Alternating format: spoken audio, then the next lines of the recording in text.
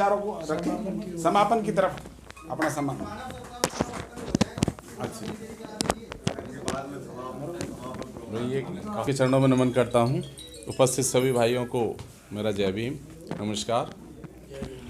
आप सब लोग आज लॉ डे पर इकट्ठे हुए, ये श्रेय हमारे मानव जी को जाता है, जो एक पहल जनता की तरफ वो काफ़ी समय से लॉ डे मनाते आ रहे हैं। और कोर्ट प्रांगण में आज पूरा देश में जगह जगह लॉ डे मनाया जा रहा है, क्योंकि कल छुट्टी है, इसलिए या तो आज या फिर मंडे की भी छुट्टी है, तो मोस्टली आज ही मनाया जा रहा है। तो पहली खुशखबरी तो यह है कि हमारे chief justice of India D Y. Chandrachud ji ने एक ऐसा स्टेप जो आज तक जो इतिहास में पहली बार होगा, क्योंकि जब भी संविधान का नाम आता है तो बाबा साहब का नाम ऑटोमेटिक याद आता है, क्योंकि बाबा साहब ने एक खूबसूरत संविधान देश के लिए दिया। तो आज सुप्रीम कोर्ट में एक स्टैचू बाबा साहब की डी.वाई. चंद्रचूड़ जी के माध्यम से जो लगाई जा रही है, इससे पूरे देश को मैसेज आता है कि उस महान पुरुष ने देश के लिए ऐसा ग्रंथ, ऐसा संविधान, खूबसूरत संविधान दिया जो बहुत ही तारीफ़ के काबिल है। इस संविधान की देश और विदेश में भी चर्चाएं होती हैं। बाबा साहब जहाँ जहाँ पढ़े, चाहे कोलंबिया यूनिवर्सिटी हो, चाहे और भी 20 कंट्रियों में, मैं रात सुन रहा था टीवी न्यूज़ पे, तो 20 कंट्रियों में ऐसा है जो बाबा साहब का स्टैचू लगाया गया। देखिए, अदर कंट्री बाबा साहब को क्यों याद करती है, क्यों स्टैचू लगाती है, कोई तो खासियत होगी। आज जो भारत के महापुरुषों में से जो आज बाबा साहब को क्या कहें कि बाबा साहब हमारे देश के उस समय के जब संविधान की सभा गठित हो रही थी, सबसे ज़्यादा पढ़े लिखे व्यक्तियों में से एक थे।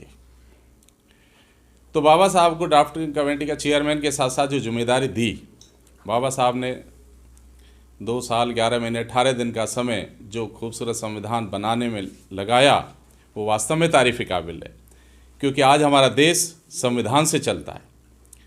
उसमें हमारे देश में सभी तरह के धर्म जाति के लोग रहते हैं, वो भी सारी व्यवस्थाएं। अभी हमारे साथी सुरेंद्र कुमार जी ने जो मौलिक अधिकार की बात कही, जो 11 से लेकर 13 जो मौलिक अधिकार हैं, और रोशन लाल जी ने भी अपने अपने विचार जो रखे, इसमें कोई दो राय नहीं कि आज ये संविधान हमारी आत्मा है और इससे देश चलता है। हम सभी इसके मानते हैं, क्योंकि हम इसके अलग जा भी नहीं सकते, क्योंकि जो भी कार्य करते हैं हम संवैधानिक करते हैं, और वो संविधान की एक आगे को इसको एक हम लीगल फेडरेटिस हैं, क्योंकि बाबा साहब भी एक अच्छे वकील थे। तो हमें प्राउड फील होता है कि हमारी कम्युनिटी में से ही एक ऐसा व्यक्ति जिसने पूरे देश का संविधान लिखा, तो सबसे पहले हमें गर्व होता है। आज पूरे देश में हमारा भी नाम गर्व से लिया जाता है कि वकीलों में से ही एक व्यक्ति ऐसा पैदा हुआ जो भारत के अंदर जिसने संविधान लिखा। तो साथियों, मैं सभी का धन्यवाद करता हूं, और यही कहूँगा कि हमारी जिम्मेदारी बहुत ज़्यादा है वकील होने के नाते, क्योंकि हम ही आम जनता को बताते हैं कि आपके अधिकार क्या हैं। यदि अधिकारों का कहीं हनन होता है तो हम लीगल फेडरेटिव से जुड़े हुए हैं, उनके अधिकारों की या उनके हक की लड़ाई लड़ते हैं, कोर्ट कचहरी में जा कर के उसी संविधान की दुहाई देते हैं कि नहीं, ये इसके साथ इनजस्टिस हो रहा है। तो बाबा साहब ने सबसे ज़्यादा महत्व जो पढ़ाई लिखाई को क्यों दिया, क्योंकि कई भाइयों ने कहा कि भाई इस पढ़ाई का बहुत बड़ा योगदान है, क्योंकि एक संविधान लिखने के लिए पढ़ा लिखा व्यक्ति ने ही सारे संविधान में ऐसी ऐसी बातें जो हमारे देशवासियों के लिए, सभी के लिए सबसे खूबसूरत बात आती है समानता का अधिकार, कि चाहे वो पहली पंक्ति में बैठा व्यक्ति हो, चाहे लास्ट की में हो, तो सभी को, चाहे उसके वोट की वैल्यू समान होगी, चाहे महिला है पुरुष है, उनके अधिकारों की, मौलिक अधिकारों की बात हो, सबको समानता का जो अधिकार दिया, ये बहुत बड़ी खूबसूरत बात है, जो सभी विदेशों में भी इस बात की चर्चा होती है। आज बाबा साहब को पूरा देश उनके योगदान को याद कर रहा है, और केंद्र सरकार ने इसको लॉ डे भी घोषित किया है। तो सरकार का भी बहुत बहुत धन्यवाद कि जिस तरह आज हमारे चीफ जस्टिस ऑफ इंडिया एक नया काम, एक नई शुरुआत कर रहे हैं। और मैं तो ये कहूँगा कि आने वाले समय में सभी डिस्ट्रिक्ट कोर्ट में बाबा साहब की स्टैचू और हमारी भी कोशिश यही होगी कि हम यहाँ रोनीकोट में भी एक स्टैचू की शुरुआत करें, क्योंकि जब सुप्रीम कोर्ट में, क्योंकि जहाँ पूरा देश चलता है सुप्रीम कोर्ट की तरफ, जब वहाँ स्टैचू लग सकती है तो सभी डिस्ट्रिक्ट कोर्टों में भी एक मैसेज जाना चाहिए कि ये शख्स कौन है, ऐसी क्या खासियत है। वकील न जाने, आम जनता भी जाने, क्योंकि जिस आदमी ने देश के लिए इतना खूबसूरत संविधान लिखा हो तो उसके बताए हुए उनके कार्यों को जरूर याद रखना चाहिए। उस महापुरुष के बारे में, देश आज़ादी के लिए देखो सभी, ऐसा नहीं, बहुत सारे लोगों ने अपनी, सबका योगदान रहा है, चाहे वो महात्मा गांधी हो, चाहे सरदार वल्लभ पटेल, बहुत लंबी लिस्ट है, सभी का योगदान रहा। तो बाबा साहब का जो संविधान जो एक लिखने में या संविधान बनाने में अहम भूमिका रही, आज पूरा देश संविधान से चलता है। तो मैं बाबा साहब के बनाए हुए संविधान को, मैं जहाँ भी चर्चाएं चलती हैं, चाहे संविधान से डिबेट चलती रहती हैं, बहुत सारे ऐसे सवाल आते हैं कि भाई ये संविधान किसी, जब भी बाबा साहब का ये आरक्षण से रिलेटेड हो जाते हैं। नहीं, बाबा साहब ज़रूर एक अछूत परिवार से पैदा हुए थे, लेकिन उन्होंने किसी धर्म या जाति के लिए संविधान नहीं बनाया, उन्होंने पूरे सर्व समाज के लिए, पूरे देश के लिए संविधान बनाया, बड़ा पेशेंस के साथ, बिना किसी अग्रेसिव उसके नेचर के साथ उन्होंने व्यवस्थाएं जो संविधान में दी, वो तारीफ़ काबिल हैं।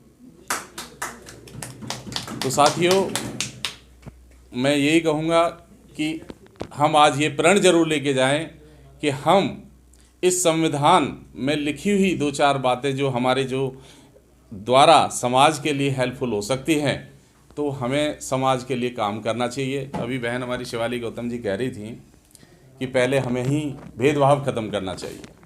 तो ये बहुत बड़ी बात कही उन्होंने कि वास्तव में कि हम पढ़े लिख जाते हैं, जैसे हमारा ओहदा बढ़ता जाता है तो हम नीचे छोटे तबके को जो नज़रअंदाज करने लगते हैं। तो हमारे अंदर ये भावना बराबर समानता की ज़रूर जहन में होनी चाहिए। हमें एक नज़र, एक दृष्टि से ही देखना चाहिए। हम अपने प्रोफेशन में डेड ऑनेस्टी से, ईमानदारी से, चाहे वो किसी भी धर्म या जाति का है, हमें एक जैसा व्यवहार रखना चाहिए। और अपने छोटे वाले आने जो हमारे यंगर्स आते हैं, हमें ये नहीं, ईगो नहीं रखनी चाहिए कि नहीं बहुत बड़ा वकील हो। सबको एक समान दृष्टि से देखो, उनको भी रेस्पेक्ट दो ताकि हमें भी रेस्पेक्ट मिले। तो गिव एंड टेक वाली बात होनी चाहिए। तो बाबा साहब ने यही संविधान के माध्यम से जो समानता का जो बात बताई है, तो सबसे पहले हम क्यों नहीं इसकी शुरुआत करें। हम ही एक जिम्मेदारी उठाएं कि समाज में चाहे किसी भी कोई भी धर्म जाति का व्यक्ति है, उसी एक ही दृष्टि से उसके जैसे मुकदमे लड़ते हैं, उसको न्याय दिलाने के लिए संवैधानिक जो हमारे जो काम हैं उन्हें करेंगे और बिना भेदभाव करेंगे। क्योंकि बाबा साहब ने जो भेदभाव सहा, लेकिन उनके संविधान में भेदभाव वाला आपको झलक नहीं आएगी, क्योंकि उन्होंने तो सभी धर्मों और जातियों को, चाहे महिला है पुरुष है, सभी के लिए, चाहे वोट का अधिकार, चाहे पढ़ने का अधिकार, चाहे उन्हें भागीदारी का अधिकार। देखें कि संविधान में बहुत बड़ा एक मतलब 25 भागों में शायद बटा हुआ है, तीन खंडों में जो संविधान है।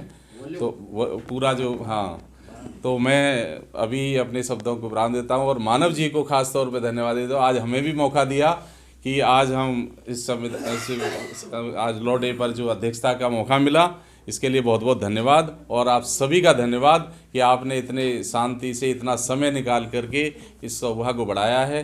धन्यवाद।